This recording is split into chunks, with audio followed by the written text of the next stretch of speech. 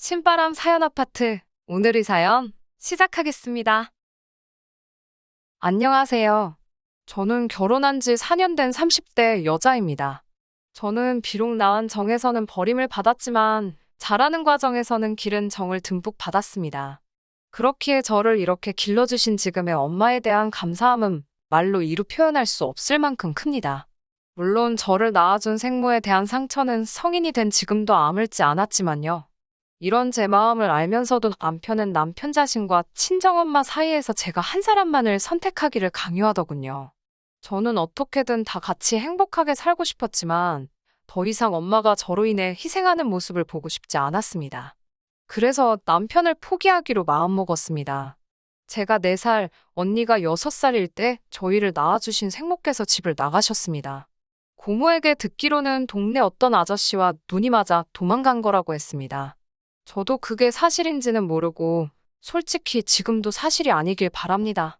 단 한 가지 분명한 사실은 이유가 어찌됐건 생모가 저희 자매를 포기했다는 것이었죠. 그런 생모가 그리웠던 시절도 있었습니다만 어렸을 때 만들어진 옅은 기억은 시간이 흐를수록 점점 더 흐려져만 갔습니다. 지금은 거의 기억도 나지 않네요. 생모와의 추억을 잃은 게 슬프지만은 않습니다. 그건 바로 저희를 지금까지 지켜주신 새엄마 덕분이에요. 사연을 적기 위해서 새엄마라고 처음 불러봤습니다만 사실 저희 자매는 처음부터 엄마라고 불렀어요. 처음에는 아빠가 엄마라고 부르라고 해서 어쩔 수 없이 부르기 시작했지만 언젠가부터는 너무 당연하게 그냥 우리 엄마였어요. 새엄마라는 이름은 다른 사람이 불러준 거였지 저희에겐 그냥 엄마였어요. 엄마도 우리를 엄마 가슴으로 낳은 자식으로 끌어안고 사시면서 그런 단어는 개의치 않으셨다고 해요. 제가 초등학교에 들어갈 때 아빠와 엄마가 재혼을 했습니다. 아빠는 재혼이었고 엄마는 초혼이었지만 동네 사람들이 어떻게 저와 언니를 볼지 걱정한 엄마의 배려로 결혼식을 치르는 대신 작은 사진관에서 기념사진을 찍었다고 하더라고요. 고등학생 때 그 이야기를 듣고 왠지 모르게 고맙고 미안해서 밤새 이불을 뒤집어 쓰고 울었던 기억이 납니다. 엄마와 아빠 사이에서는 아이가 없습니다. 그 또한 엄마의 배려였다고 들었어요. 만약에 친자식을 갖게 되면 저와 언니에게 소홀해질지도 모르겠다며 차라리 낳지 않는 편이 좋겠다고 하셨답니다. 그로 인해 아빠는 돌아가실 때까지 엄마에게 미안해했어요. 아빠를 만나서 엄마가 너무 희생을 많이 했다고요. 저랑 언니도 전적으로 그렇게 생각하고요. 엄마는 하늘에서 우리에게 보내준 천사 같은 사람이었습니다. 제가 고등학생 때 아빠의 사업이 크게 흔들렸던 적이 있어요. 같이 일하던 직원의 실수로 회사에 막대한 손해가 발생했었다고 들었습니다.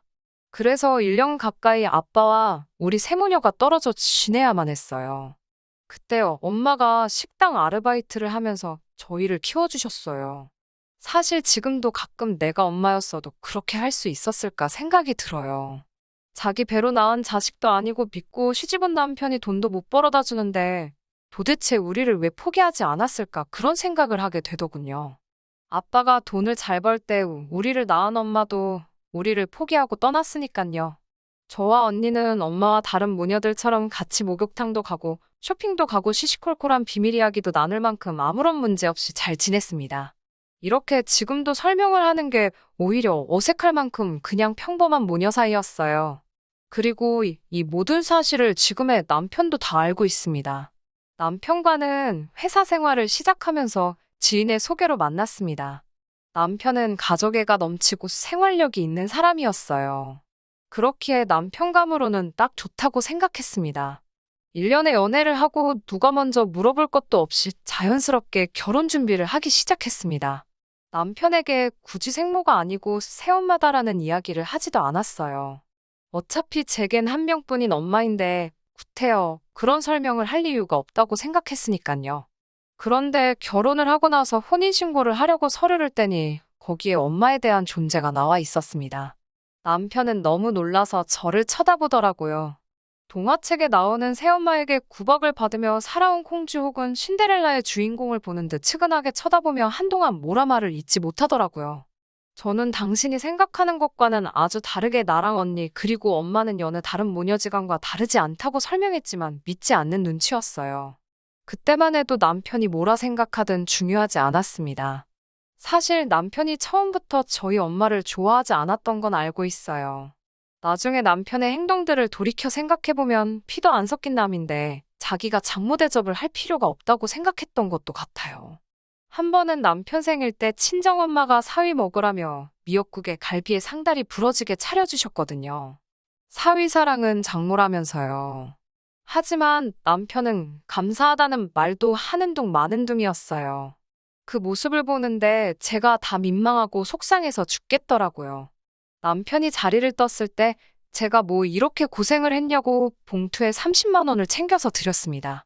그러자 엄마가 한사코 고사를 하셨는데 제가 도무지 받질 않으니 그 돈을 남편한테 돌려주셨나 봐요. 집에 돌아와 제 앞에 봉투를 꺼내 보이며 뭐 이런 것까지 챙기냐고 한 소리 하더라고요. 제가 남편에게 그렇다고 그 봉투를 다시 받아오면 어떡하냐고 짜증을 내자 계모 소리 듣기 싫어서 괜히 저러는 건데 무슨 오바냐면서 그냥 가만히 있으라고 저를 말리더라고요. 그러다 결혼 생활 3년 차가 되던 무렵 아빠가 돌아가셨습니다. 생각지도 못한 사고로 한순간에 돌아가셨어요.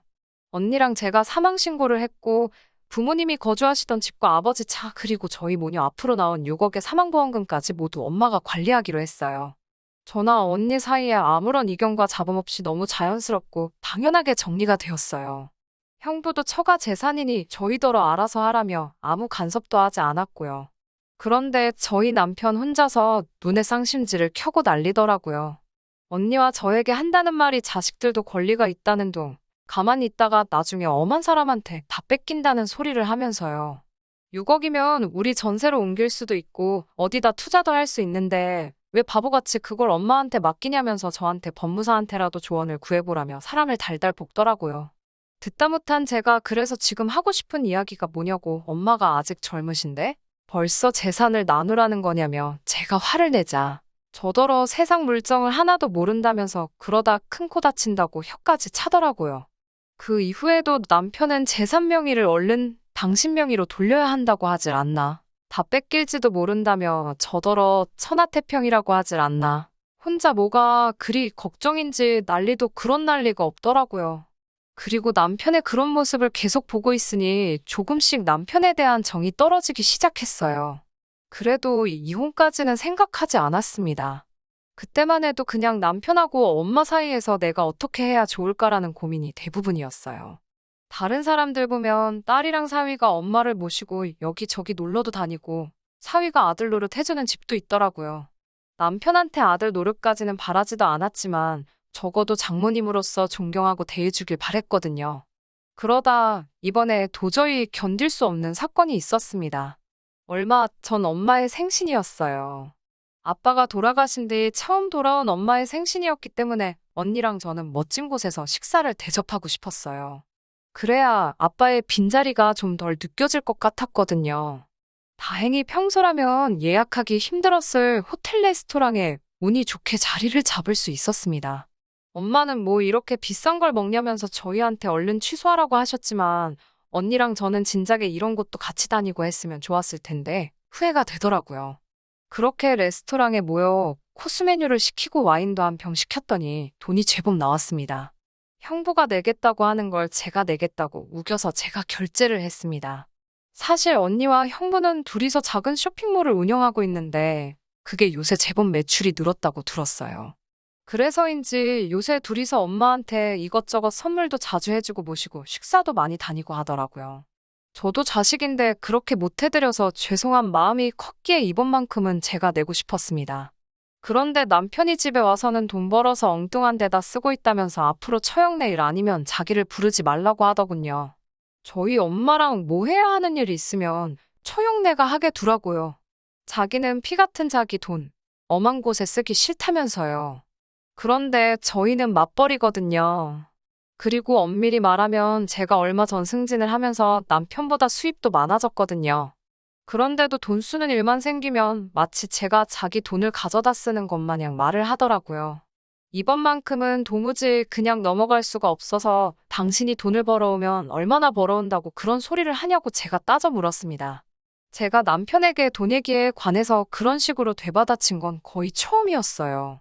그래서인지 남편이 적잖이 당황한 듯 했습니다. 그런 남편의 모습을 보고 제가 당신이 도대체 한 달에 벌어다 주면 얼마나 벌어다 주는데 그렇게 유세냐고 계속해서 써붙였어요. 그러니까 남편이 저더러 그래, 네 돈으로 많이 해드려라. 그러다 뒤통수 맞고 도와달라 소리나 하지 마라고 하더라고요. 순간 뭐 저런 자식이 다 있나 싶어서 뒤통수 한 대 후려치고 싶은 마음이 들었습니다.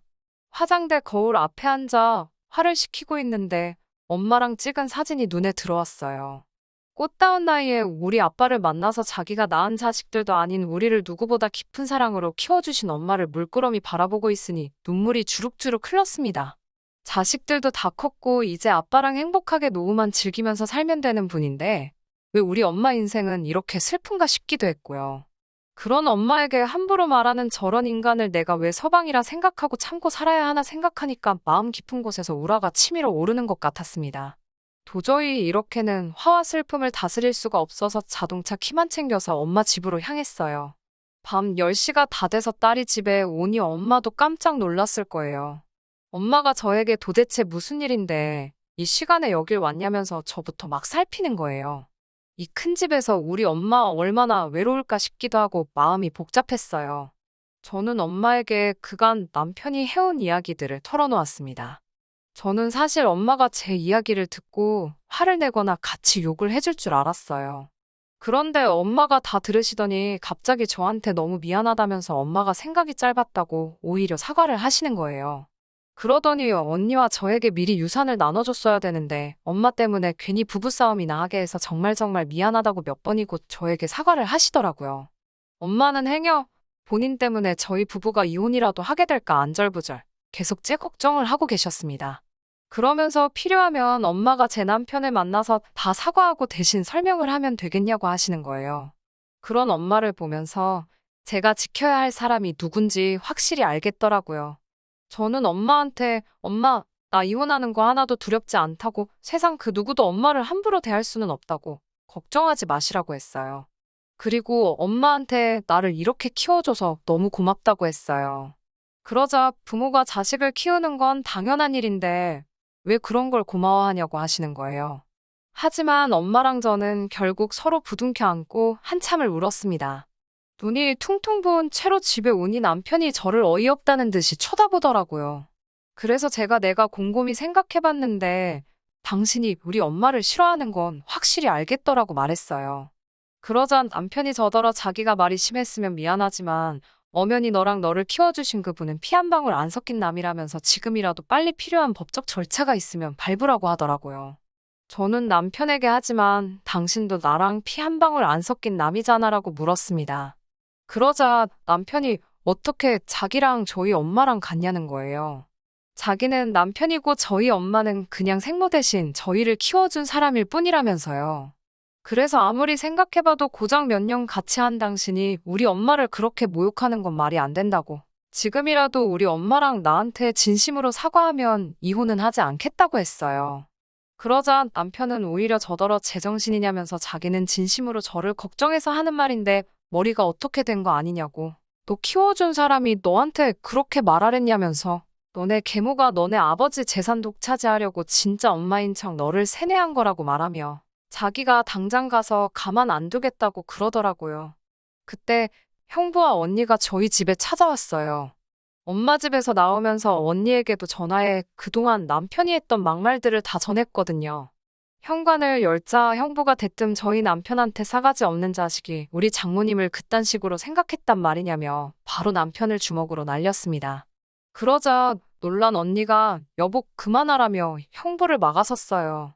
저는 남편에게 우리 이혼하자고 알다시피 당신이나 나나 각자 벌어서 공동으로 생활했고 이 집은 어차피 월세였으니까 나눌 재산도 없으니 그냥 깔끔하게 갈라서 자고 했습니다.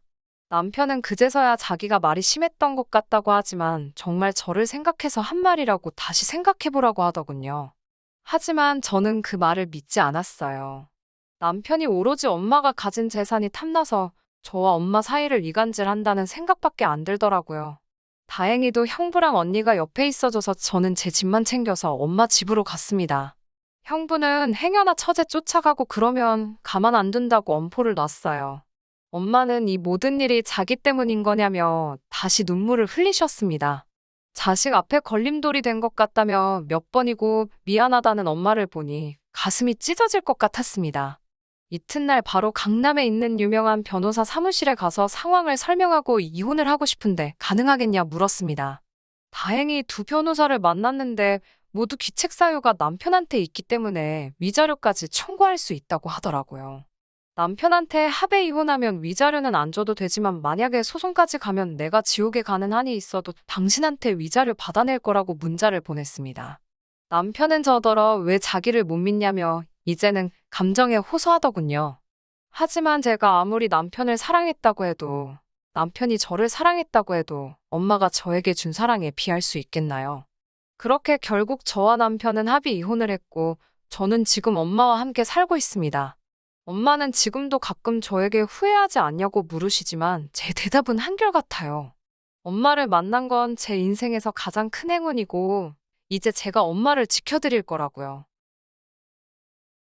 끝까지 들어주셔서 감사합니다. 오늘의 사연은 여기까지입니다. 구독과 좋아요, 알람 설정 부탁드리고 더 좋은 사연으로 다시 찾아뵙겠습니다. 감사합니다.